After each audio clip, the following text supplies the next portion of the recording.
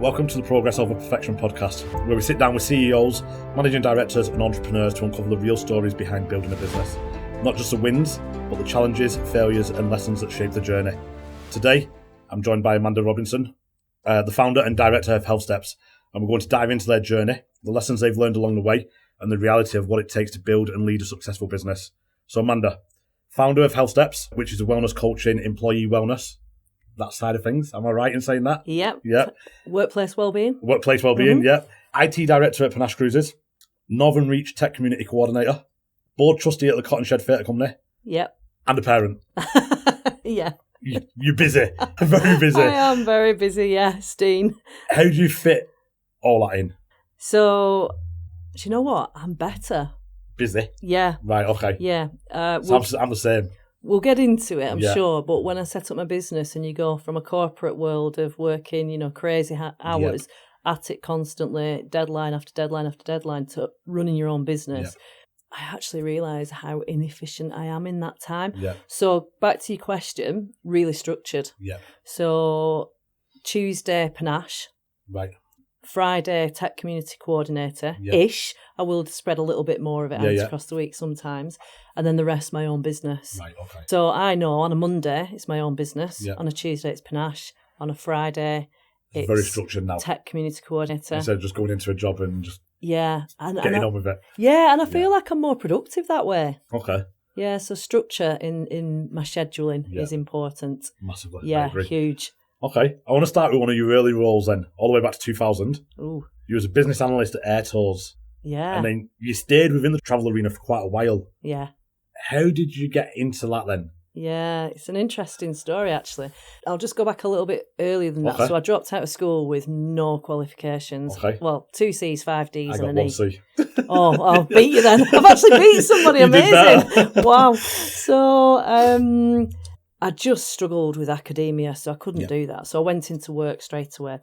In 1993, my mum got me a job at Air Tours Holidays, which was down the road in Helmshire. Yeah. And in Rosendale then, you either work for Air Tours or P&P Micro. Okay. And I ended up in Air Tours. Yeah. So my mum knew somebody there. I got a job there. But once I got in there, I thought, oh, this is amazing. And it was a really fast-growing company. Okay. They just floated. I remember them. Yeah, they were everywhere, weren't they? Oh, huge. They were like the TUIs and Jet 2s now. Yeah, yeah. Well, they actually became the one of the top 4 tour operators in the UK. Jeez, we were, yeah. So I really enjoyed it. I just love that vibe. But I mean, I always say that in Air Tours, if you could bottle that culture and sell it, you'd make a lot of money because it just had the most amazing culture, Dean, honestly. And that's what you need. Oh, it was awesome. Yeah. It was, and I've really... Are we going back to the days of when you looked at holidays on teletext? Oh, yeah. Well, that was new tech. Teletext was new tech. I remember it briefly. Yeah, well, the system that we were using then was built in COBOL. Right. So it was green screen. We didn't have PCs. Oh, did you not? We had some computers, but we didn't have PCs. Right. We went on to PC training. Jeez. And I remember sitting at a desk with somebody. We had to share two at a PC. And I was sharing with this lady, and she literally couldn't use the mouse.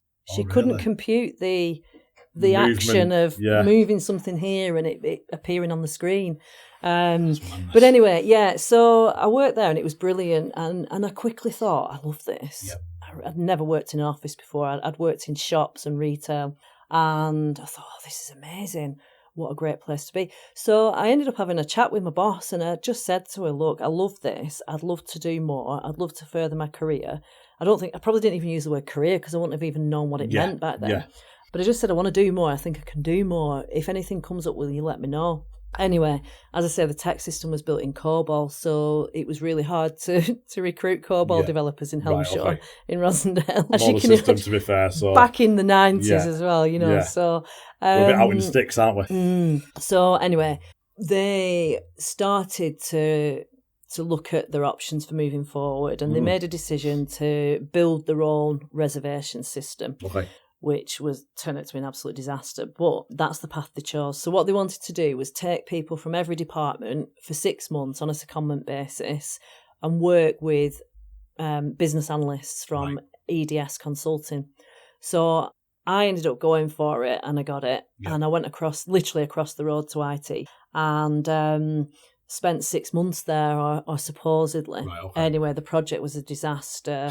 It was paralysis by analysis. Oh, right, okay. But it was great for me. Yeah. Personally, because I was just sat next to this consultant, and he literally taught me how to break down a business process to the nth degree, but then how to look for ways to improve the process and so on. Yeah. So we documented all the as-is business processes, so how we were doing things right there and then, and then what we wanted our to-be business processes to be.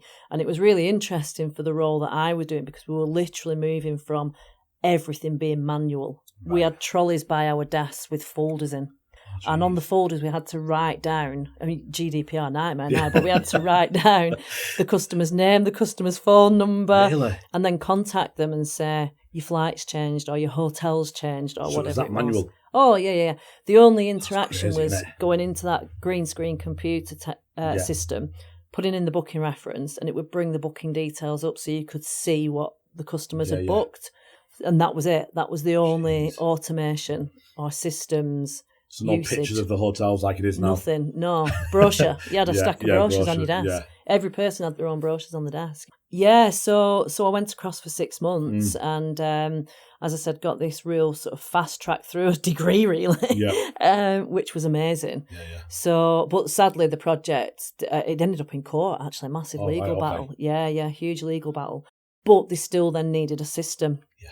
So they learnt from the lessons and thought, we're not going down that building our own solution again. Enough. Yeah. We're going to get something that's already built.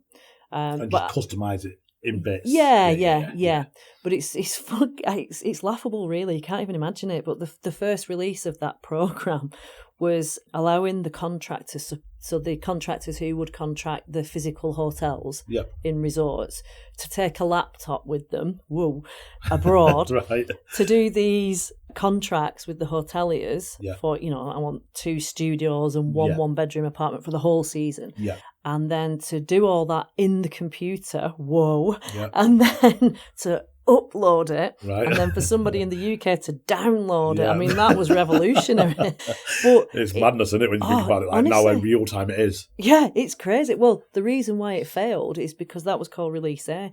And it took something like 24 hours to upload and download. Really? You can't even compute that, can you now? It? Yeah, it Absolute is. Madness. It's crazy to think it. But yeah, so that's how I ended up in IT. Okay, interesting. Obviously, and then you moved over.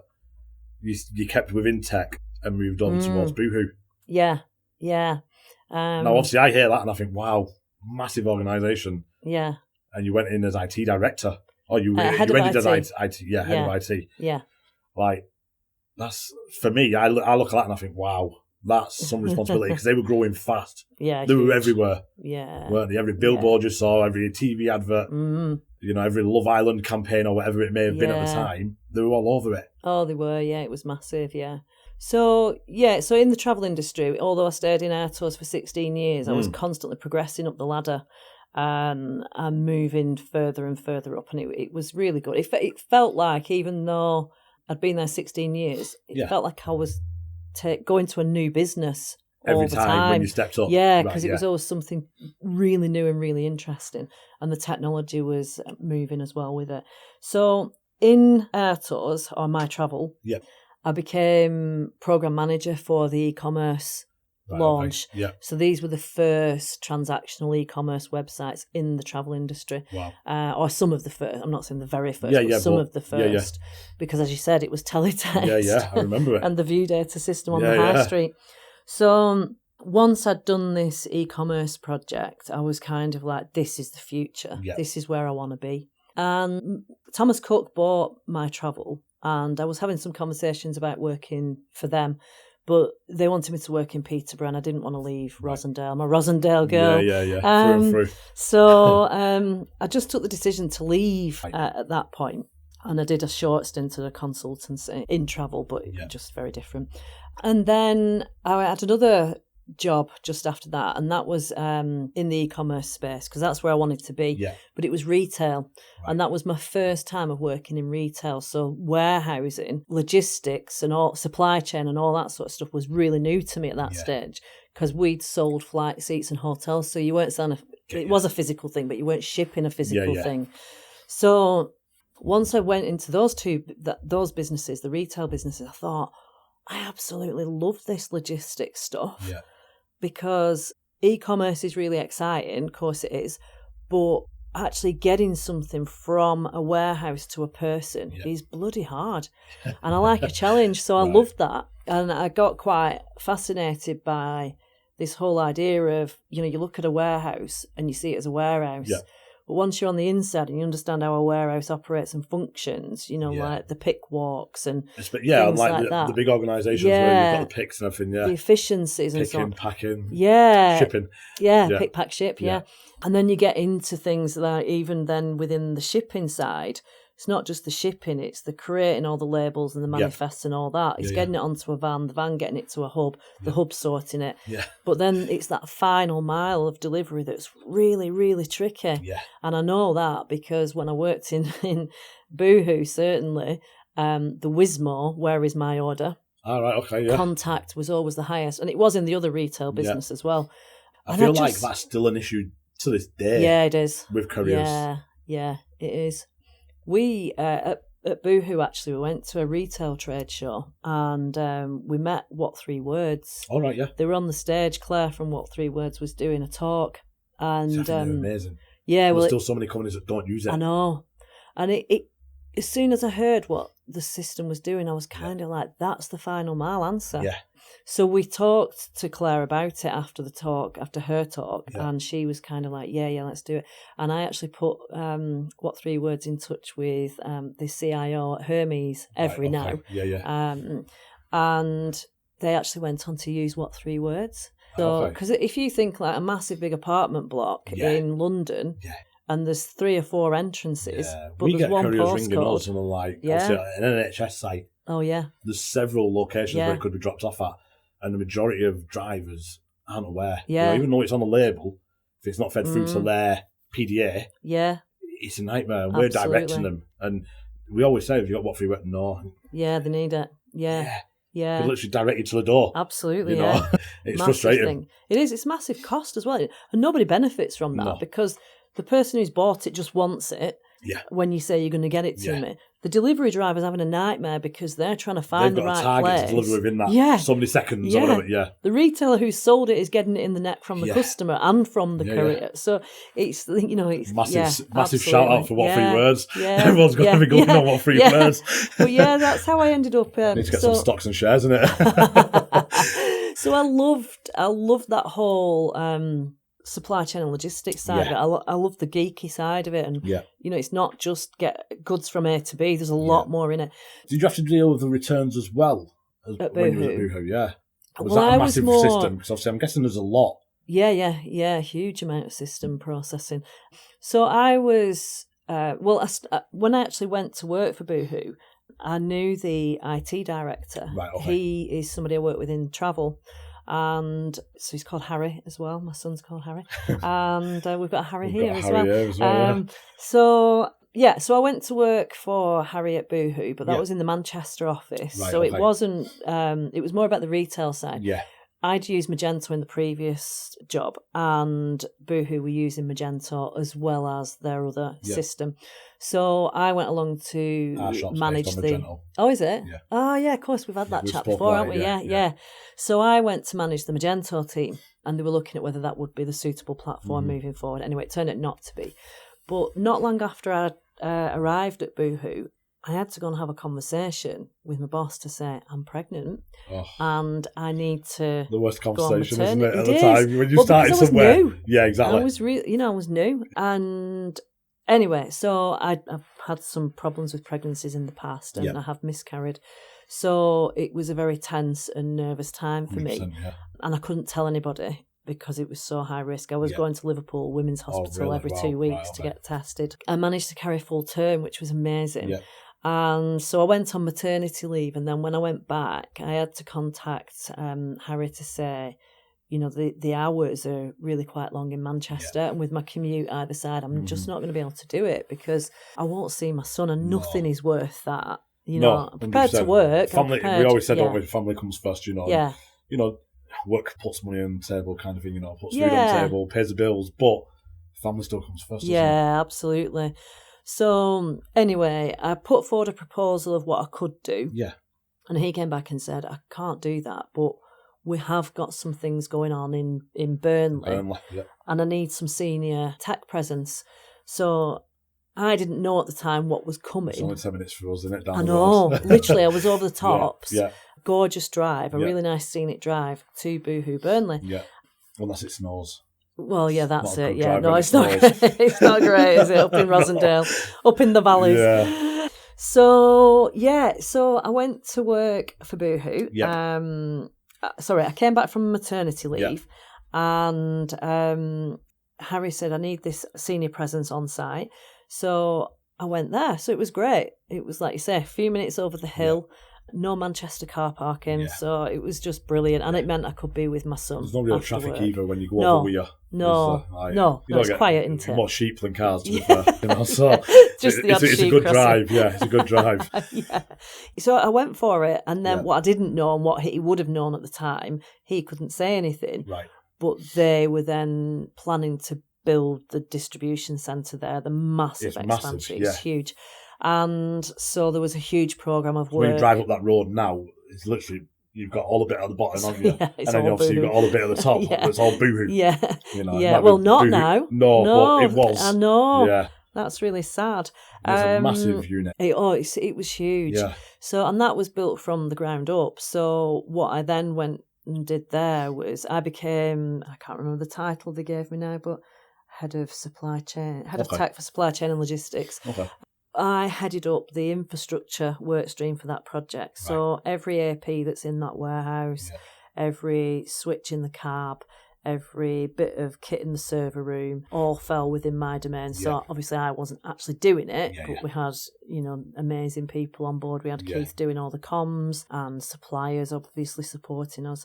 And that was amazing because for me personally, it was bringing together physical engineering, which I'd never done. Yeah. So I didn't even understand what a PLC cab was in engineering, because I'd never come across it before. But it was just incredible, 100%. Great experience, and just bringing that engineering into the software and the infrastructure mix was just it was just mind blowing. Really, I loved it. So did some great stuff there. Yeah. Let's go into health steps. Yes. What first led you into the whole world of wellness and workplace health and well-being? Yeah, quite a change. Because it's a massive change. Yeah, huge change. So I'm at Boohoo. I've got my son. Yep. And I'm struggling. But at that time, you don't realise it. You don't recognise it. It creeps in. It's insidious. Yeah. And you're just carrying on, aren't you, in your daily grind? Yeah, and it becomes the new norm. Yeah. And it was just, I was really, really struggling. My hair was falling out. I was just getting bigger and bigger weight-wise, but not really eating the food to justify that sort of weight gain. More stress, cortisol. Yeah, side of things. Yeah, that's what it was. I was basically firing on cortisol. Yeah. But I think really as well, mental health problems.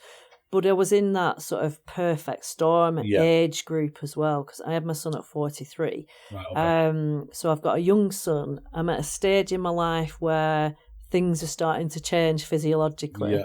I've got a high pressure job, and things weren't great. And I'd literally finish on a Friday and hope that I never had to leave the house all weekend until I could refill my cup at that point, and then go again. Needs to change. Yeah. So anyway, I have a condition called Hashimoto's, and it's an immune condition that attacks my thyroid. And to cut a long story short, there's no medicine on this earth that does anything for it. Oh, right, okay. Yeah, the research into it just isn't so great. Okay. So that kind of goes against me on a few things as well. I'd already been investigating, well, if there's no medical route for this, then what can I do for myself to try and help? So I'd always had that sort of interest driven by that, really. And the natural remedy side kind of thing. Yeah. And with my son, because of the challenges that I had, I was terrified of giving birth. Yeah. And I used hypnobirthing to help me through it. And it was just incredible. The results, I went from being absolutely terrified of childbirth to loving every minute of really? it. And I know that sounds crazy, and every woman listening is probably Everyone going, was like, "What? "You mad?" No, you didn't." Yeah. But I actually did, because it was that powerful. Right, okay. So I'd had these sort of like little bits of things going on around me that made me see sort of a different way forward. I with know a health few and different well-being. people that have had not hypnobirthing, but hypno in other aspects of life. And every single person has said positive things about it, and that it's worked for them. Power of the mind. It's crazy, isn't it? The way the mind works is just, mind-blowing. Yeah. And it's a mixture of beliefs, the way the mind works. And once you learn how to tune into those things and to control things and to just quieten down some of that noise. The outside noise. Yeah, the better things are for you. And I literally went from terrified. I knew that either I was going to die giving birth or my son was. Right, okay. And that wasn't a may, I was. That one of those two outcomes was happening. To, as I say, having the most. Yeah, to having the most amazing birth. So I had those two experiences. Then I've got to this point where I'm an absolute mess. Yeah. No energy, not very nice to be around anywhere, at work, at home, anywhere. And I'd gone to the doctors and said, "Can you help me?" They said, "No, we can't." A friend of mine introduced me to a nutritional therapist. And to cut a long story short, I went working with her, and I couldn't believe the results I got. Really? And when I stepped back and looked at it, it was really hard to explain, because people said, "Well, what have you been doing? Because you look amazing and you sound like you're in a good place. Yeah. So what is..." And I'm kind of like, well, I'm eating better and I'm just prioritising me. Well, what does that mean? And it's really hard to explain. So at that point, I'm thinking, I'm kind of like approaching my 50s at this stage, and I'm thinking, I know what's put me to where I was. Yep. And I know through my 50s and into my 60s, I can't carry on doing that. I can't do it. Yeah. Physically, mentally, energetically. I think as a business owner as well, like, and I say it to Katie all the time, like, when I'm out on the road or when I'm busy in the office, it's convenience eating. I'll order. Yeah. I hate saying it. An Uber Eats. Yeah. You know, I'll go and get a McDonald's while I'm driving somewhere. And if you're at the services, there's usually no healthy options. I know. And when you're out on the road, and I said to Katie all the time, like, I hate doing it. But it's convenience. Yeah, of course it is. Isn't it? And you want to change in your head, but it's doing it. It is. You know? It's so And then you tough. go home and you think, well, I'll just have some scrambled eggs to try and be healthy. Yeah. But I won't have any toast. No carbs. Some scrambled eggs, a little bit of ketchup. Do you know what I mean? But I'm like, that's not healthy either. I know. So you're kind of defeating the object. It's a double-edged sword, isn't it? It's really tough. And I thought I was quite healthy, actually. Yeah. Anyway, I worked with this lady, and like I said, I got these amazing results, and I thought, right, I know what I now have to do. Yeah. I've got to have a plan B, because my plan A of head of technology in retail, e-commerce, because that's where I was. I'd spent a long time in that space. It's high pressure, high stress. Yeah. And it's 24/7, 365. Yeah. You know, so I just wanted to line up this plan B. Yeah. And so I decided to go and study with the same college that Daniela, who's the nutritional therapist, that she studied with, which is the College of Naturopathic Medicine in London. So I thought, I know she will have done her research. I know what I got from that. Yeah. So I want to do that. Yeah. So I looked into two options. Well, I looked into doing the same as Daniela, which is a nutritional therapy degree course. But that was like $10,500, I think, or something like that, 3 years. And I felt I didn't have that. Yeah. And the same college was offering a health coaching diploma course. So it was, at that time, it was $3,500 and 12 months. So I thought that's much more manageable. Yeah. So I went and did it. And I thought, do you know what? For that investment, if I just look after my family and I don't do anything more with it, that's great. Yeah.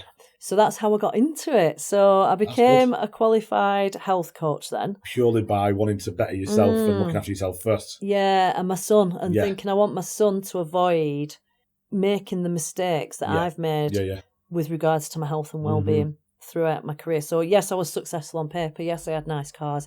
Yes, I had a load of money. It's just an image, isn't it? I was talking to someone literally the other day about it, you know, and they were saying, like, you know, when you're a young lad, you get your first car, or you're like Ford Fiesta or Renault Clio, then you want an Audi or a Mercedes. Yeah.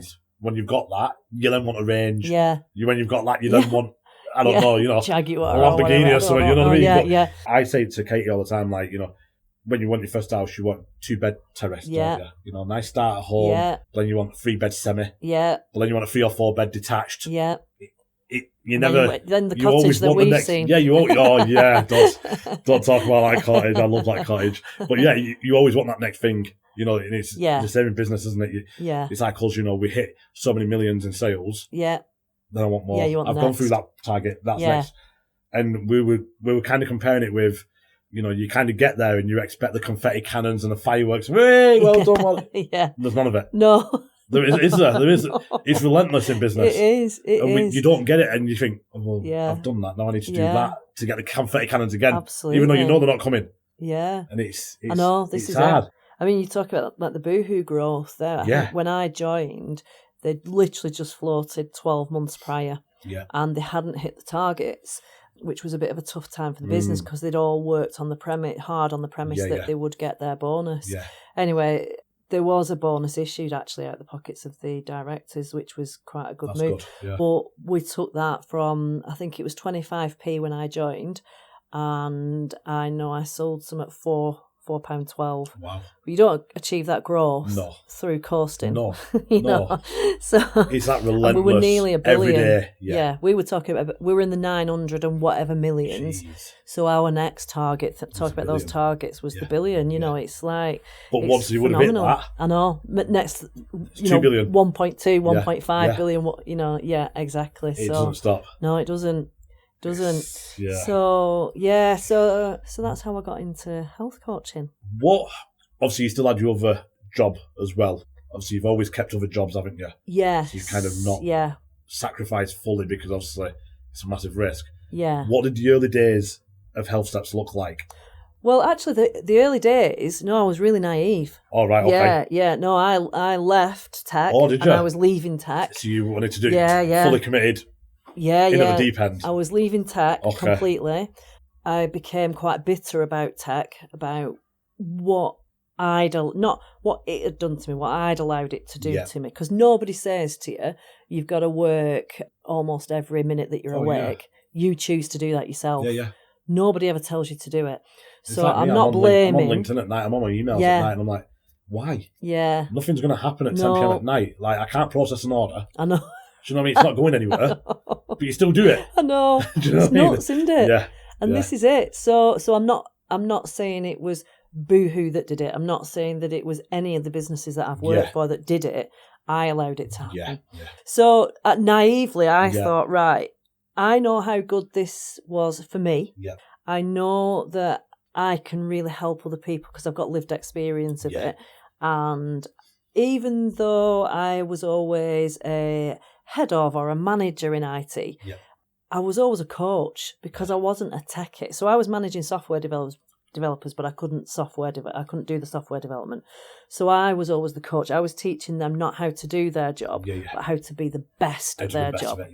How to sell their idea to the budget holder. Yeah. You know, not for me to go and do that. It's your idea. You go and present it, and I'll help you do that. So I knew that the coaching side was already there, and I really enjoyed that. I love seeing people change and transform. So I thought, I know how good this is. I've got a website. I've got an Instagram the first page. thing we all get, social media pages on the website and email address. I did it myself. And we think we're a business owner. And it's shocking. And it still is shocking because I still do it myself. Right, okay. But I have a website. I have an Instagram account at that point. So I'm kind of like, right, where are my clients? Yeah. Where are they all? That's the hard bit. And I'm sat in my office room at home, and 6 months have passed, and people are saying to me, you need to start networking. And I was like, no way. I'm never going to do any networking. Well, that's when I was like, I very much feel like if I go networking, it's just full of business development managers. Yeah. And not in a rude way, but I don't want to talk to you because you're not going to help me grow, and I'm realistically not going to help you. Yeah. I can give you advice, but in regards to business, I know it's a tough I don't need a new energy tariff. Do you know what I mean? Like, it's true, innit?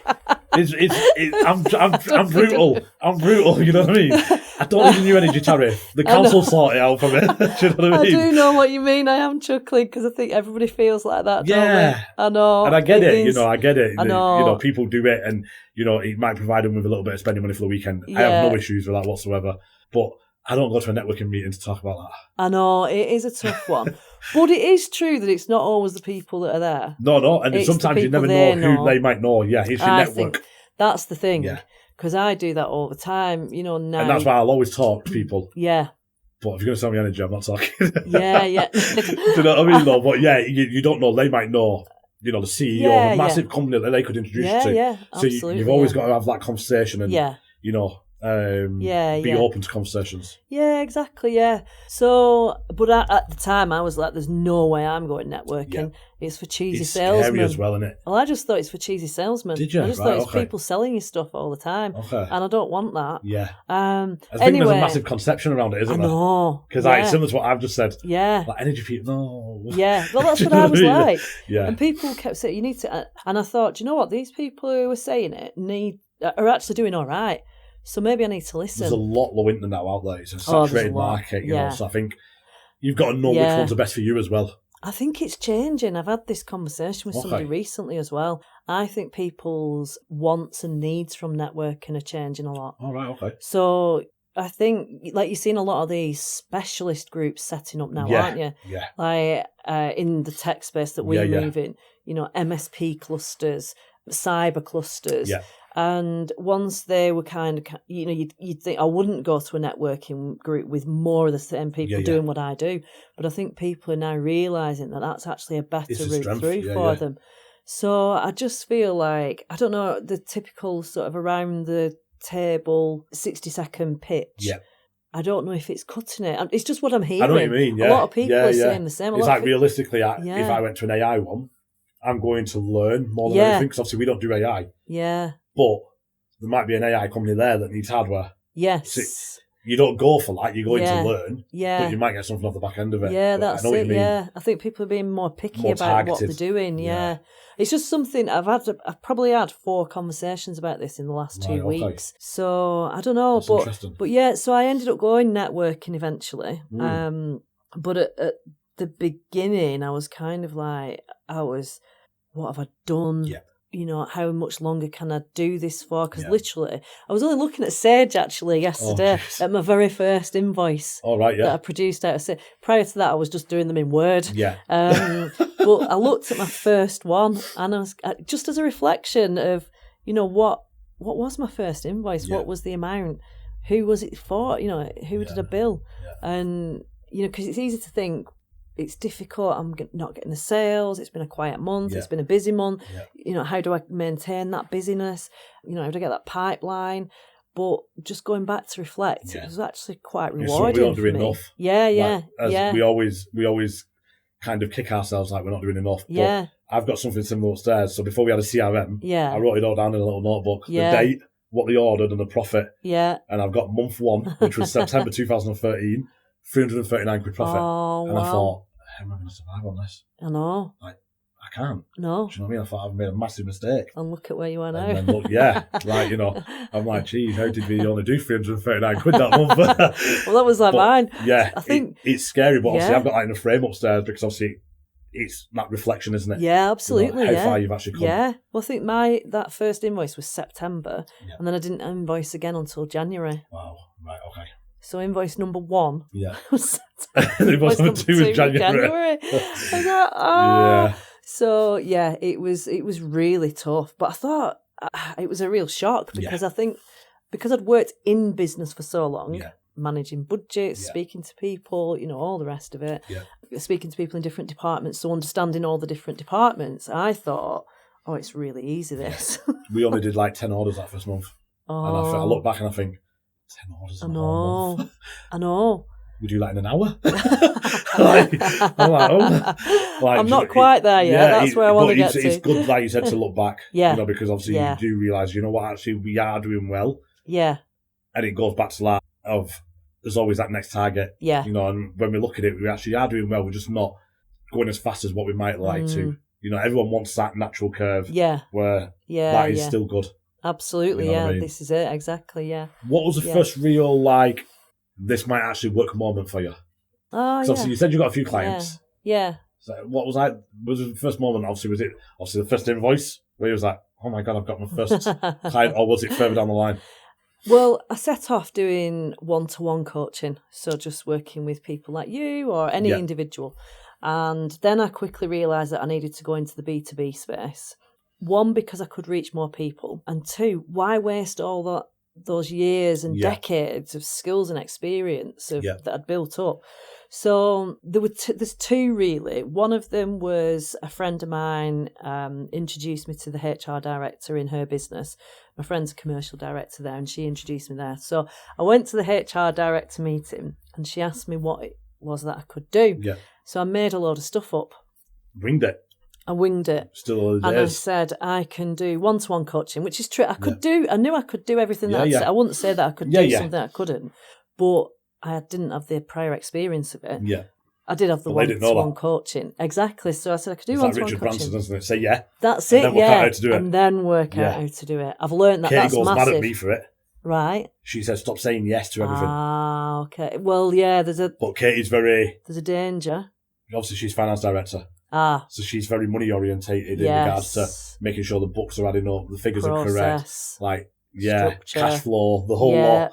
And I'm like, we'll do it. Yeah. I know, and it's I've learned a lot this last 12 months, and I've said no to certain things. Right. But I still love saying yeah. I'm a people pleaser.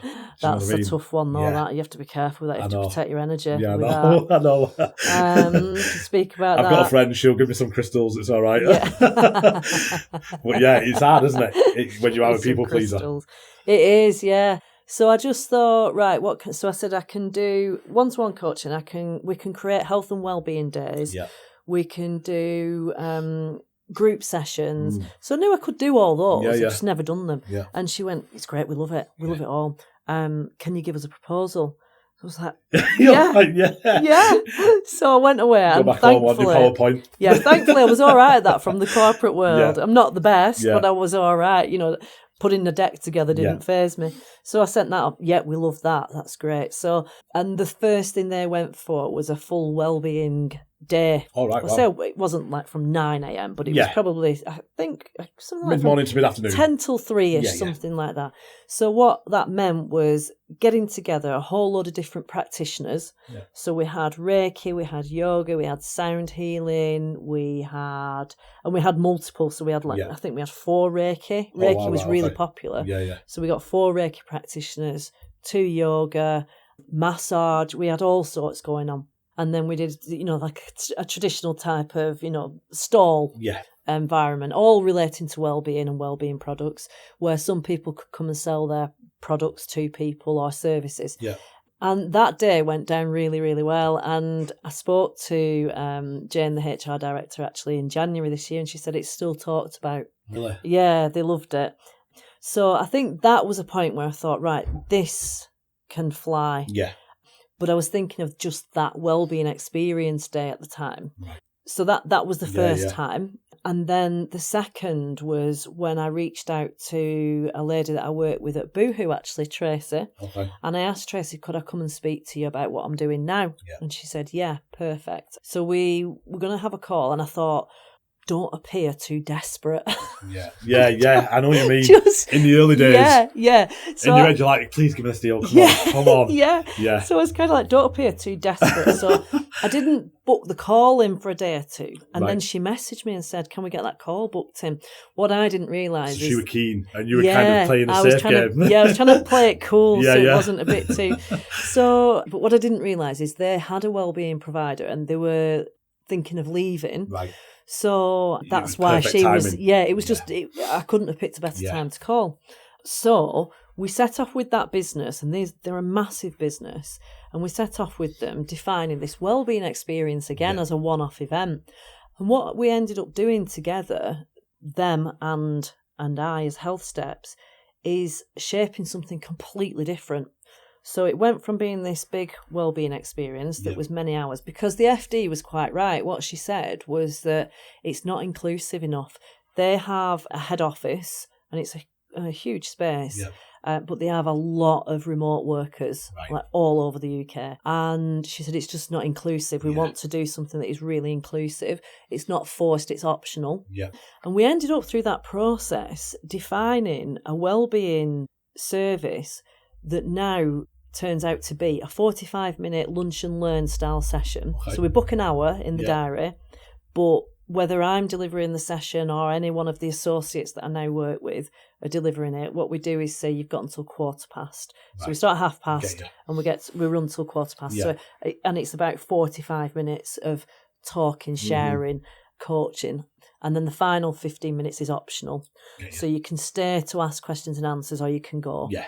And they helped us as Health Steps shape that. Yeah.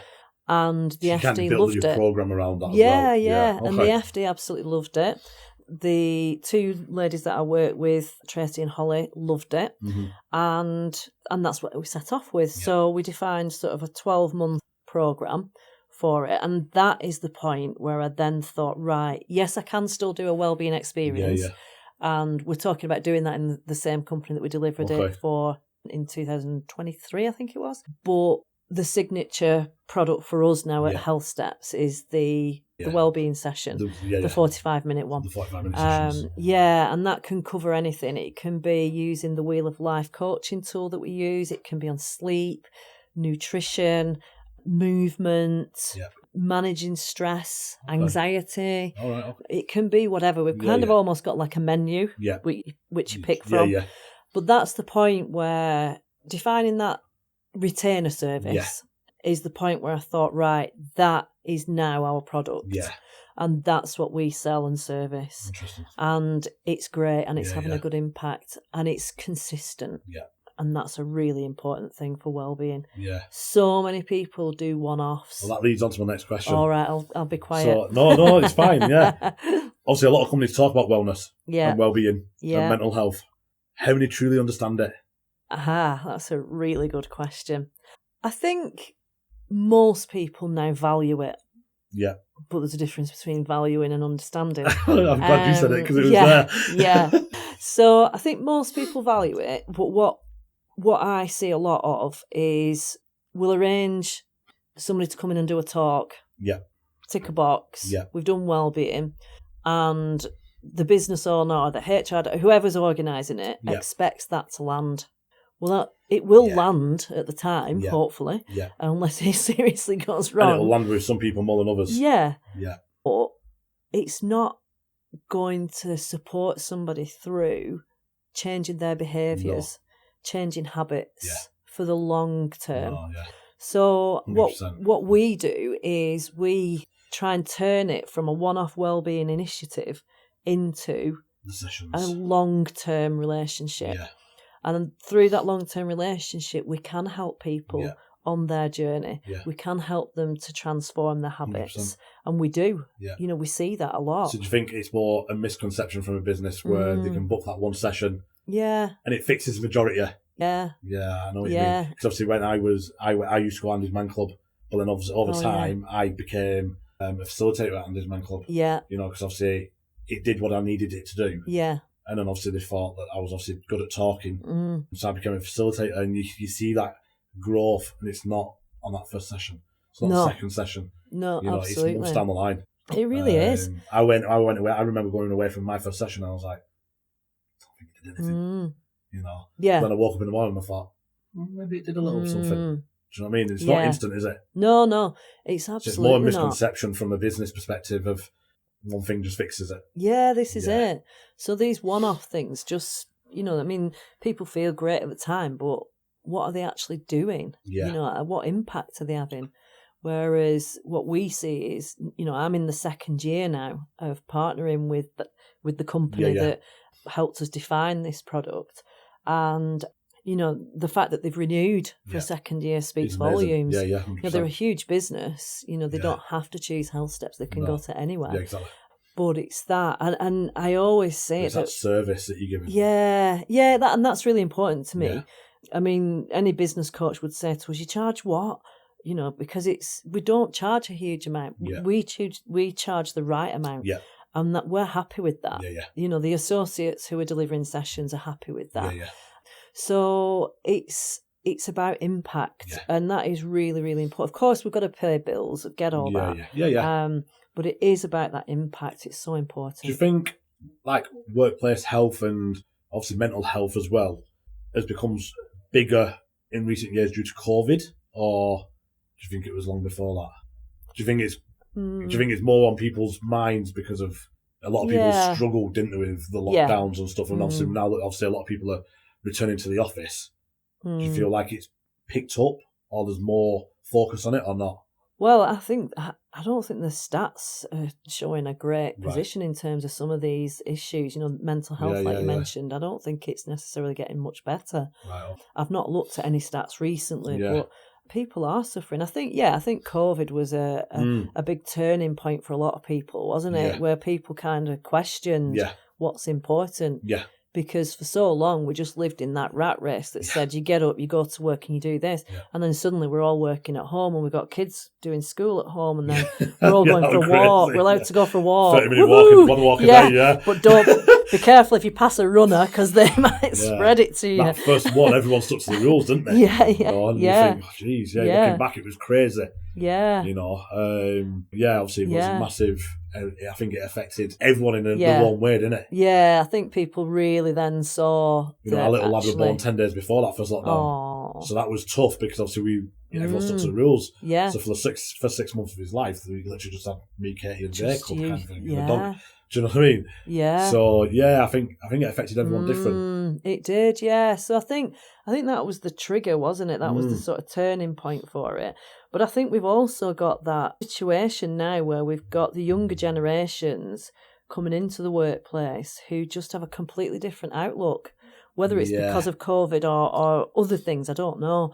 So they kind of won't tolerate the things that I tolerated in order to progress in my career. Yeah. They just won't tolerate it. No. They won't do the hours that I did. So it did turn a lot of things on its head. Yeah, so I think we've got, So we've got we've got some young team members, and I'm ex-military. So when I first started, I was very...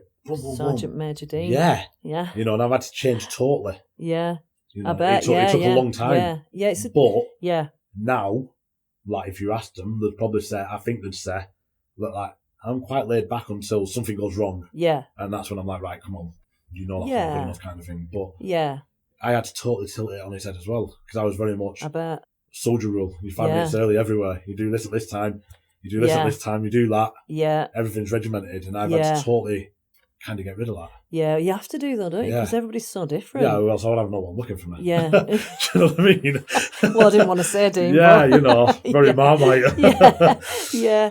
But I think it's that, again, we talked about a perfect storm earlier about other things, didn't we? But I think it's that sort of perfect storm of people now saying, I need that support.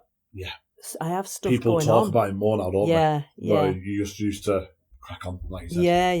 Yeah. Where now people will quite happily say, I need help. Yeah, I need some help. Yeah, it's a lot more accepted. Yeah. It is, definitely, and needed. Yeah. Failures and lessons. What mistake did you make early on that you'd never repeat now, apart from your dodgy website? Believing that I could sit in my office room and the clients would just drop out the sky. Yeah. That's the biggest one for me. I wasted so much time on waiting. That. Yeah. Thinking, one will come along today. Yeah. Yeah. Yeah. I think just sort of backing that up a little bit, I think more research around what support is available locally. Yeah. 100%. Like, I didn't understand the concept of funding and grants, and I had no idea. I mean, I haven't used any yet in my business. But there is stuff out there. But I didn't know that. And it's where to go for it. Yeah, I didn't know. It's almost as if the council's very much, not a secret as such, but they Yeah. don't talk about it probably as much as they should. Yeah. I Googled, setting up a business in Rosendale or something like that. Yeah. And the networking group that I joined was the only thing to come up, which was great. And I joined the networking group, and it was a fantastic networking group. There was a lot more out there that could help. I didn't know that there was a council and an economical development team. I didn't know that because I'd never had to. It's crazy, isn't it? So, I would have got in touch with them. Until you're in that position, you don't. Yeah. Because I missed. Because then I got to 3 years, and it's only about 3 years in that I realised there was all this. Yeah. So then I'm calling. I've missed all the opportunities. Yeah. With those, if you're within 3 years. Yeah. So people said to me, well, why don't you just wind it up and start again? And I was like, I can't be bothered. No, it's too much hassle, isn't it? I can't be bothered to do that. Yeah, okay. So I would have, researched a bit more about what business support is available. Yeah. And not just sat in my office room thinking clients were going to fall out the sky. Yeah. That's a good one. On the business case for Wellbeing, what impact have you seen when companies actually invest in it? Yeah, so I think the whole measuring of health and well-being is tough. Yeah. So you can look at things like your sickness rate, you can look at your attrition rate and things like that. That's quite easy to do. But a lot of it is really, really difficult to monitor and measure. I've just seen this morning, actually, that one of the universities is doing a study into this now, so I'm hoping does it reduce something maybe comes like, out of that. I don't know if you notice it, obviously, you know, especially off any retained clients you've got, does it reduce that level of burnout and stress, or is it not that many stats out there that measure it yet? Yeah, it's tough in an individual company to manage that. I think there are stats available from surveys that are done, like, have you ever been burnt out, and that kind of stuff. But when you're in the company, you're trying to get that data, it's really, really difficult. I think what we do is we have our sessions and we're constantly asking for feedback. Yeah. What session do you want more of? What session do you want less of? So what's working, what they think is working, right? Okay. Yeah. We also, for me, I always say this, Dean, the gold for me is when you're on a session and you're in the chat and you're watching the chat and they're really engaging in it and they're chatting about whatever's being talked about or coached or, you know, shared. And then somebody will say, I'm so glad it's not just me. Yeah. That single sentence, that's massive, to me, is gold. Yeah. And I think as an employer, you should be very proud of that. Yeah. Because what you just created is a safe community in your business. 100%. Feel confident enough to disclose that as such. Yeah. Absolutely, yeah. And sometimes you'll have somebody who does just in the chat, they perhaps don't want to come on to the camera and talk about it, but in the chat they will say, I've been dealing with this recently and this has really helped me. It's really helped me. Again, that's good, isn't it? Absolutely, Is that leadership making that environment a safe space, would you say? Or I think so, yeah. I think the leadership have backed it, haven't they? They've backed to put the budget on health and wellbeing. Yeah. Because I suppose from my point of view with Health Steps, we're always fighting against the business coaching budget and things like that. Yeah. So for them to recognise that they need to invest some money and time into this.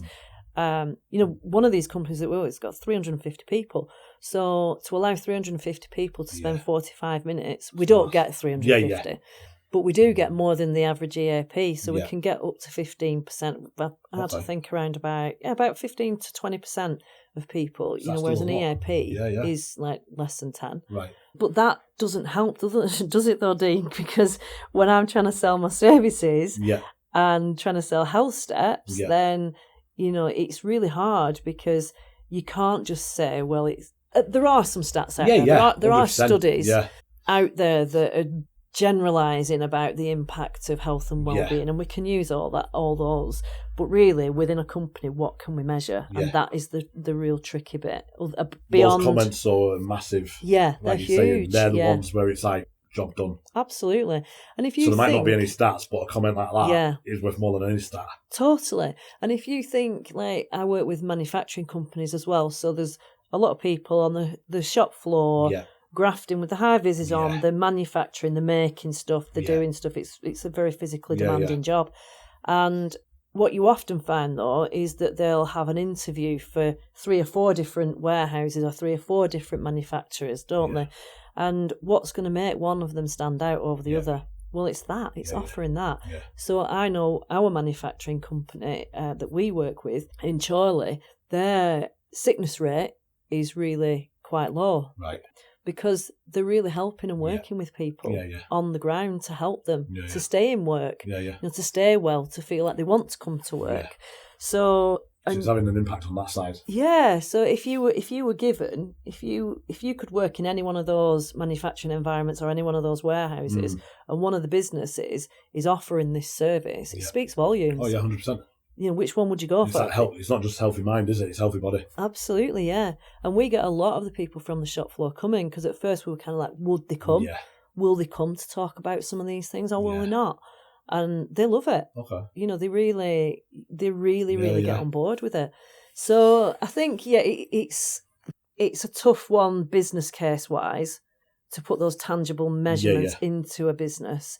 I mean, we're seeing now, aren't we? We're seeing technology coming into play with health and well-being. Yeah. And they tend to be things like the wearables and all that sort of stuff. So there's data. Yeah, I've got an Aura ring. Yeah. So there's data that you can use now in your business on the back of things like that. But I think you still can't replace that human connection. No, 100%. And that Aura ring is great. You know, it tells me, it knows when I'm going to be ill, which is really weird. Yeah. It tells you like 2 days in advance that you need to rest or else you're going to be ill, which is weird. And it's been right every time, which is worrying. Like, how do you know I'm going to be ill? But it's off your stats, isn't it? Yeah. But yeah, nothing replaces that human connection, like you said, because you can't talk to an Aura ring. I know, this is the thing. And sometimes people just need that talk or that chat or, I'm not the only one in it. Yeah. I'm not the only one struggling with this. Yeah, absolutely. I've been thinking about this a lot, about how I can evolve health steps and the work that we do through using AI like everybody else and, you know, AI agents. You could have me, Amanda the coach, who is it Amanda or is it the AI agent? Who knows? Is it my avatar or is it the real one? Who, you know, but I just think it can become quite a lonely place in itself. 100%. If the only communication you're having is with your AI, then that in itself is a bit of a problem. Yeah. Whereas I know that in these businesses, there are communities forming and they're helping each other. Yeah. They'll say things like, we had one on nutrition a while back now, and the team were kind of really engaged in it. And they were like, right, we're going to run a healthy snack competition next week. Yeah. Like, you be responsible for the kitchen, you be responsible for what's on the desk. Right, okay. And they were choosing to do that. Nobody said you had to. The management didn't say we're doing this. Just go to Asda and buy a multi-pack of chocolate. I'm like, they've got a tray of junk. I know. Well, but it's a sales environment. It's sugar. I know. We need to keep going. Well, this comes out a lot. On full fat corker in full flow. That leads on to my next question again, though. Go on. How can leaders balance high performance with maintaining a healthy team? So I'm glad we stayed down that way because it literally led on to my next question. Yeah. So I think take your business, for example. Yeah. You just want to sell your hardware and look after your people. We want to grow the relationships, yeah. But ultimately, the ultimate goal is to sell that product. Yeah, that's your ultimate goal. Yeah, I'm not saying you don't care about anything else. But just making that clear. Yeah. That's your ultimate goal. Yeah. Partnering with somebody like us, you're offloading it. Yeah. You know, so you can carry on doing your business. We'll come in and work with you. You're not going to cook me dinner, though, are you? No, but we'll come in and help you and your team to transform their habits and to show them better ways of doing certain things. So you talked about, the snack thing. Yeah. That comes up a lot because in the manufacturing business, people on the shop floor are saying the same. Yeah. Look, when we're hungry, all we've got is a vending machine with chocolates and crisps in it. Yeah. So can we have some healthier snacks, please? Yeah. So people are asking for it. Yeah. They're just, like you said, it's convenience, isn't it? So I think in terms of how can a business owner... It's like sugar rush, isn't it? Yeah. In terms of how a business owner can help their people, I think you do that through consistency. Yeah. These one-off health and wellbeing initiatives aren't going to work. Mm-hmm. They're not going to transform somebody's habit from eating chocolate 3 or 4 times a day to suddenly eating nuts. Yeah. It's not going to happen. No.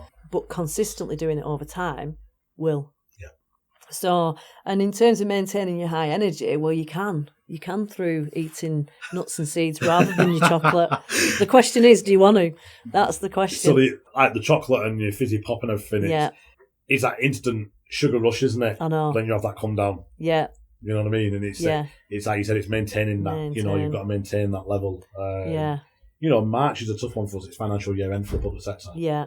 It's relentless, like we're on the 13th and I'm feeling it already. I'm like, I need April, but it's one of those where we know it comes every year. We've got to just keep going. Yeah. But it's like, full fat Coke, chocolate. Oh. I know you don't want to hear that. Yeah. I know, sorry.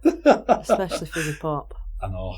Fizzy pops, no. I know. My cortisol levels will be through the roof this month. Well, yeah, it will. But I think it's important, and this is a really good question actually, because obviously from my point of view, I see the benefits of what we do and the impact it has, and I'm kind of going, everybody should just be doing this, but people aren't doing it, and I think they're not because they're busy. Like you've just described, it's your busiest period of time. Yeah.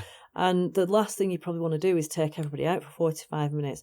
But that could just be your best investment for the rest of the month. I know. You know, it may or may not. And it's not funny going you to said happen on that, day 'cause one. we're talking about going to Nando's at dinner. Yeah. But it's like, I know March. Yeah. I need to keep them happy. You know, keep us going. And a good Nando's is always all right, isn't it? Yeah, and I think that's the thing. But it's having that team spirit, you know, and, you know, we have got a good team, which helps massively. Yeah. You know, we are very close, we're very tight. Yeah, so, and that's good. It is good. But I think, I just think this is important. I think health and wellbeing is important. And I think it's also a false economy. Yeah. You know, you can keep pushing and pushing and pushing, and people will just burn out. Yeah. So if you can put something in place that constantly supports and consistently supports people, then it's got to be a win both ways. It's got to be. Yeah, it's a win-win. Yeah, because it's not a huge investment. No. You're not having to. I look at the work we do, and I look at the work that some companies do for health and wellbeing, and I can see the HR people contacting this practitioner this time and doing that with that practitioner and doing that.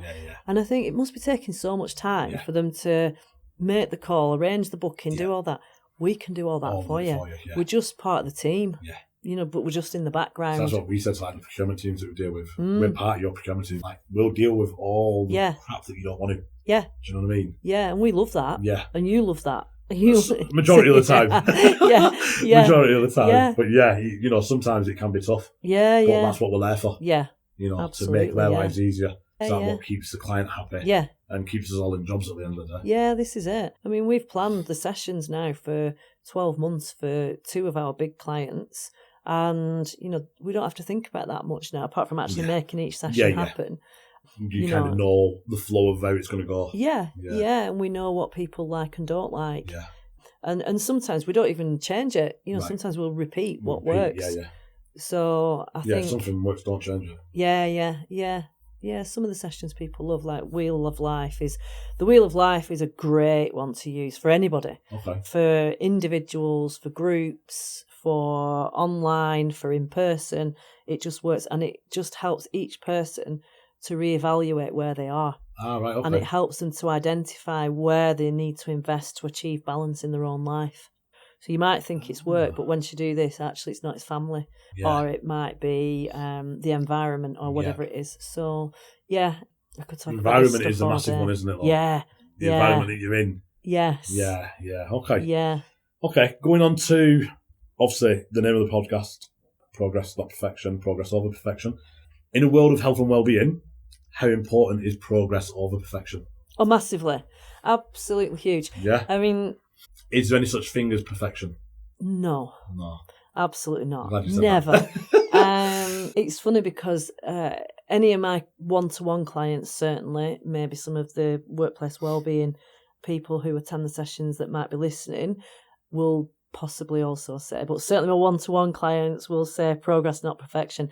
That's what I say every time to all of my clients, to all of my one-to-one clients. Because, and it's why I called Health Steps. Yep. Because when I looked at my own journey, I was kind of like, what is it? What did I do? And I just kept taking these little steps. Yep. So that it was nothing. I didn't do anything. Yeah. Because it didn't feel like I did anything. Yeah. So progress over perfection is massively important. Yeah. There's no final destination. No. You don't get there because you're constantly taking those steps. When you get there, there's another target, like we said earlier. Yeah. So you constantly, you know, whatever it is you're doing. So for me, it's always health and wellbeing. Yeah. It's always taking that next small step. Yeah. Sometimes it's so subtle that you don't even notice it. Mm-hmm. You know, and that's the goal. It's little things, isn't it? Yeah. I said it to someone the other day. It's like sweat the small stuff because then the big stuff takes care of itself. Yeah, I think you know these. You see these things, don't you? You know. Lose 5 stone in a week, do this, I don't know, 7 figures. Yeah. I'll get you to have a 7-figure business in I don't know how in one day. I don't know how they guarantee it, to be fair. Slight exaggeration, but it's like, no, it's going to take time. Yeah. It needs to take time. I think that's one of the problems, like, we touched on it with another guest, the side of social media. It's instant success, instant glamour. Yeah. It doesn't exist. No. It doesn't exist, but people buy into it. I know. And that's the problem, especially the youth of today. Yeah, absolutely, yeah. You know, I look at my I think they've got it hard, to be fair, because obviously all they've known is that social media success. Yeah. Well, we see it in, take this supplement, do that, do this. And it's like, don't take any of it. Don't take any of it. Let's figure out what you need. But everybody just wants this pill to fix everything, and it's not. No. It's not going to do. I look at I think it took me over 15 years to get to where I was. So how can I expect to get back to where I was in a week or 2 months or 3 months? It's going to take me. So I'm probably, what will I be? I'll be about 7 years into my own health and wellbeing journey of losing weight, toning up, feeling better, my skin coming back, my hair growing again, which is all hard when you're a woman in your 50s because your hair starts falling out, believe me.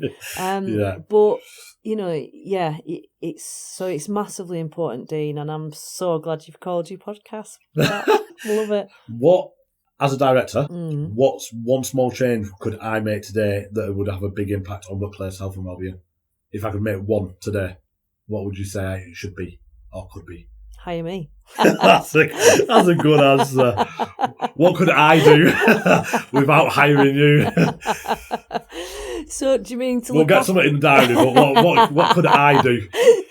You fell right into that one. Yeah, you've got me on that one. Do you mean for yourself or for your... For the team. For your team? Yeah. What could you do for your team right now? Have you asked them recently how they are? So I ask them every time when we have a monthly one-to-one. Right. And most mornings I'll go around the team and fist bump or whatever, I think it sounds like you're pretty... I feel like I've got a good relationship with my staff. Yeah. Obviously, I'm an arse when I need to be, but... Is there anything... I don't think there's anything wrong with that, though, is there? And this is the thing as well about health and wellbeing, right? It doesn't make you lazy. No. Doesn't mean suddenly all your people are just going to sit back and do nothing. It's actually the opposite. Yeah. It's about making them more productive, making them feel like they can make a decision and have confidence in that decision and their own ability. But that's a really tough question. What can you do apart from hire me? I think just always make sure your people are okay. I think is like you've got your team's back, kind of thing. Yeah, because we're all struggling, aren't we? We've all got our own battles. Oh yeah. And some of it you might, even though you know somebody, you might not know them as well as you think you do. No. So 100%. I think just create space. If you're going out for lunch, you're creating space today, aren't you, for people to just step outside of, like you said, your busiest period. Yeah. So I think that's enough for me. You just give them that space. Okay. Whatever that space looks like is up to you, whether it's going for a walk or Nando's or, whatever it is. Plenty of brands being mentioned. I need to get sponsorship deals, don't I? I know we do, don't we? I've mentioned loads. I know. Magento. I know. We have. We have, right. Boohoo. I'll be getting the fines in the post, won't I? One question that I ask every guest. Yeah. Imposter syndrome. Do you get it? Yeah. I've had... every guest says yeah. Yeah. It's mad because we don't talk about it. No. But everyone has it. We do, yeah. I've had it massively in the past. Yeah. 2 things stand out for me. One of them was being a woman in tech with no degree, never mind a computer science degree. Women in tech now is massive. Yeah. Back in the day, it wasn't. I mean, we've got majority female team, which is great. Yeah. Yeah, you've got the opposite, haven't you? So, we flipped during COVID. Yeah. So we had majority male, and then something happened during COVID, I don't know what, and it flipped, and we're now majority female, which I love. It's great. Yeah. No good team. Yeah. And I always thought it'd be the females that were hardest to manage as a group, but it was males. Oh, yeah. Which is weird. Yeah. I never thought I'd say that. I know. Do you know what I mean? It is. But So, it's nice. We've got a good team. Yeah, I like that. Yeah. But I think that's the first time I had imposter syndrome. And I don't think that ever leaves. It's different now because I'm in my 50s and I know what I'm good at. Yeah. I know what I'm not good at. And I'm not really bothered. I don't care. Yeah. Someone else said to me recently about, obviously, we care about what people think too much. Yeah, totally. Yeah. And I think everyone does. Yeah. Even though you might say, I don't care, you do. Deep down, you do. Yeah. But he put it perfectly. He said, if you want to do something, if they don't agree or they don't like it, you're still going to do it, aren't you? I was like, yeah. So why are you bothered what they think? Because you're still going to do it. And I was like, you're right. But it's up there, isn't it? We do think about it a lot, and I've had a recent case of that, of where something really bothered me about what other people would think. Yeah. And then I thought, what? Why? I did when I was really starting to think this. And then I thought, let's do a podcast. And I was like, oh, do I do one with cameras or not? And I was like, nah. But then I was like, yeah. You know what I mean? Like, I wish you hadn't. I thought if I get a few keyboard warriors, I get them. Yeah. You're not going to please everyone. No. And certain episodes aren't going to be for everyone. But yeah, I thought for me, it's what I want to do, so I'm going to do it. Yeah, absolutely. Yeah, I think we worry about it too much, don't we? Yeah. But yeah, imposter syndrome for me was that with woman, tech, no degree, never mind a computer science degree. Now I don't care. Yeah. I know what I can do. I know what value I add. Yeah, I know what. More than capable. Yeah.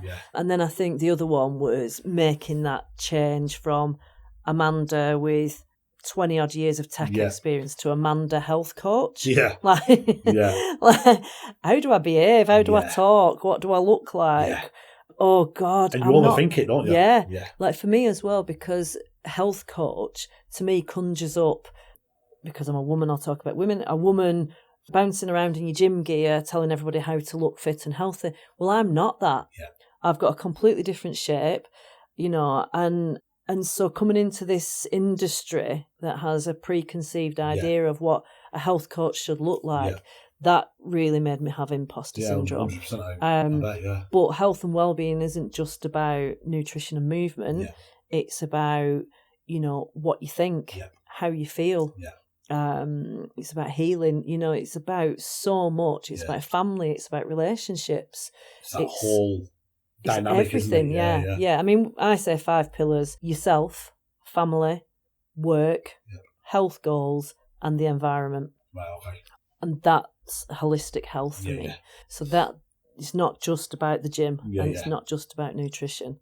They are tools to help you. Yeah. But it's far bigger than that. But so I think that two major imposter syndrome moments in my career. It's mad that we all get it. I know. Isn't it? Yeah. It's crazy. Yeah. Okay. On to the next set then. So the next set of questions are rapid fire before we go into that closing signature question. So I've got to be quick and not. You don't have to be quick, but obviously just like quick answers. I'll try. One habit that improves workplace well-being. I think just take a break. Yeah. Know when you need it. Away from the screens or whatever it may be. Yeah. Because for me, so mine now, because I know where I went to. Yeah. Mine now is I need to go for a walk. Yeah. And I know it doesn't have to be a long walk. It doesn't have to be like a 3-hour long thing. Yeah. 5-minute walk, I come back, I'm done, I'm reset. Yeah. So it's just that, and for me, I know what the noise. It starts getting noisy in my head. Yeah. So I listen to that and go, right, I don't care how busy I am, unless I'm not going to let a client down. Yeah. But I'm going for a walk now. Yeah. Yeah. See, mine's going in the kitchen and cooking. Yeah. Yeah. It's taking a break. Yeah. Yeah. It's weird, isn't it? Yeah, take a break. Or a diversion. You could call it a diversion, couldn't you then? So your diversion is cooking. Yeah. So, yeah. Okay. One mistake companies make when trying to improve culture. Gosh. I've got you on these, haven't I? You really have. Tick boxing, I suppose. Tick box solutions. Yeah. I've done just that. Just doing it because we think we've done it, but it's not solved anything really. Yeah, exactly, yeah. Okay. Yeah. And then last one daily habit that has helped your own health and well-being. The walks. 100%. Yeah. 100%. Being able to know when to switch off and go for that 5-minute, 10-minute, 20-minute walk. Yeah, totally. Reset and go again.